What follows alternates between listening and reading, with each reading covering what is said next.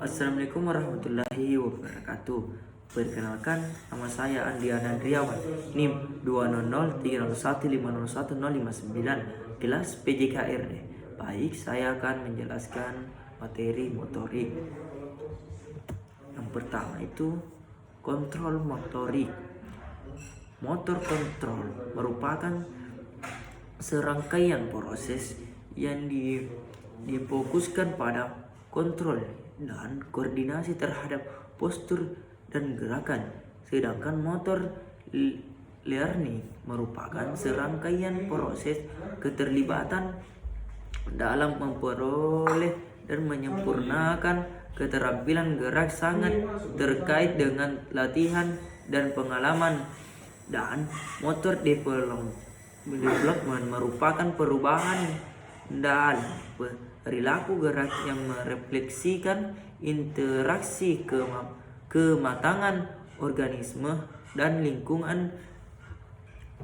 Selanjutnya yaitu ada beberapa kontrol gerakan motorik. Dalam menimbulkan aktivitas gerakan motorik diperlukan koordinasi antara sistem saraf dan kontraksi otot.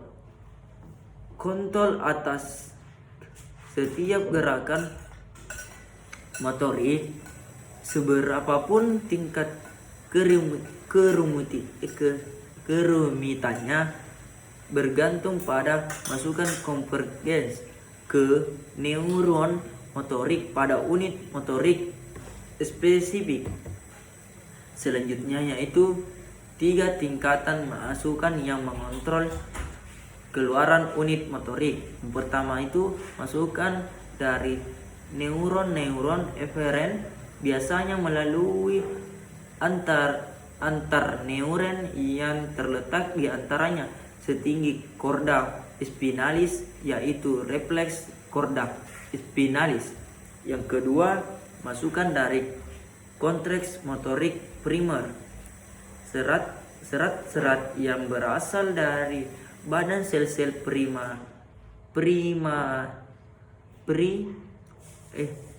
piramidalis.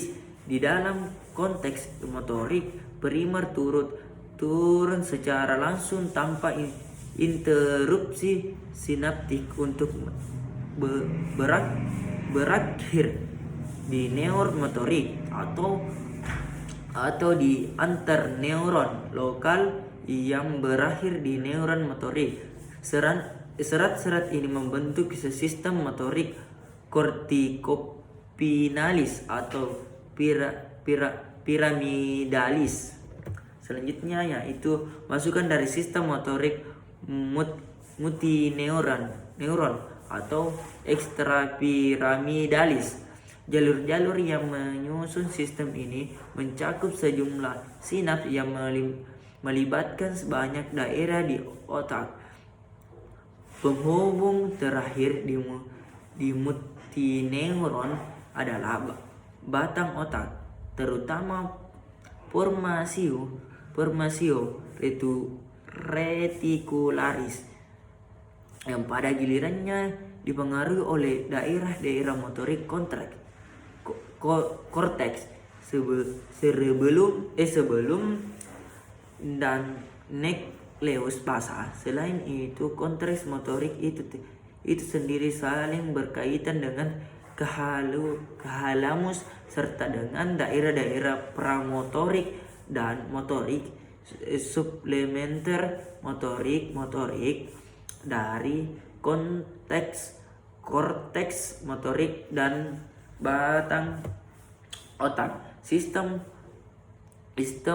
kortikospinalis terutama mempertarai gerakan-gerakan volunteer yang halus dan berlainan pada tangan dan jari tangan.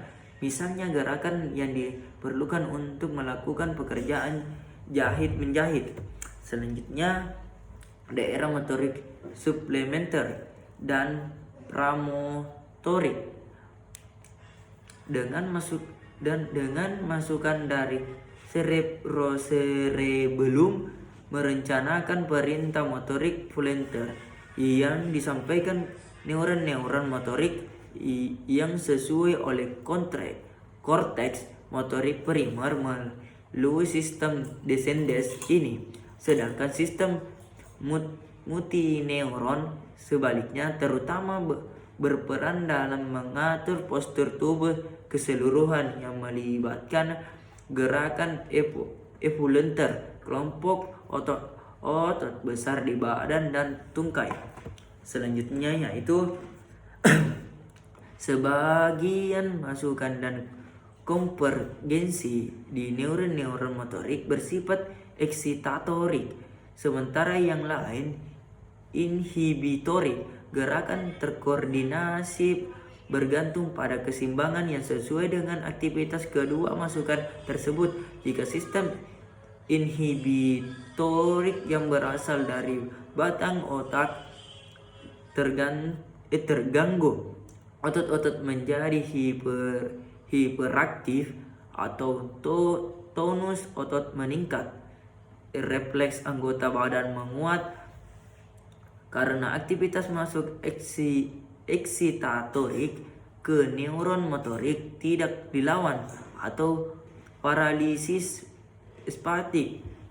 Selanjutnya yaitu sebaiknya hilangnya masukan eksitatorik seperti yang menyertai keseluruhan jalur-jalur eksitatorik descendens yang keluar dari korteks motorik primer menimbulkan paralisis plaksi atau otot melemas walaupun aktivitas refleks masih ada. Kerusakan pada korteks motorik primer di salah satu sisi otak menyebabkan paralisis plaksi di separuh badan yang berlawanan atau hemiplegia. Selanjutnya yaitu gangguan di semua jalur descendens seperti trauma berat pada korda spinalis disertai dengan paralisis flaksid di bawah tingkat kerusakan quadriplegia atau paralis keempat anggota badan. Jika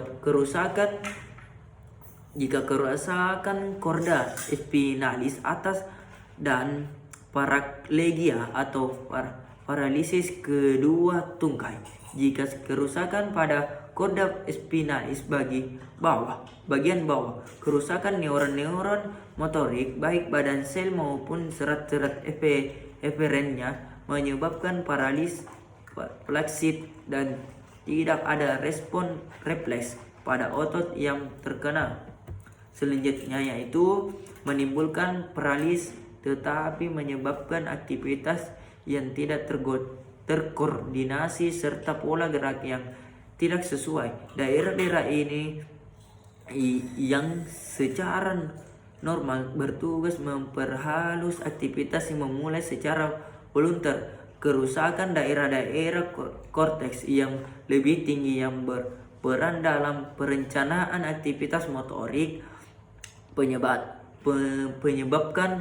menyebabkan ketidakmampuan membuat perintah motorik yang sesuai untuk menyelesaikan gerakan yang diinginkan. Baik, itulah hasil presentasi saya. Sekian dan terima kasih. Assalamualaikum warahmatullahi wabarakatuh.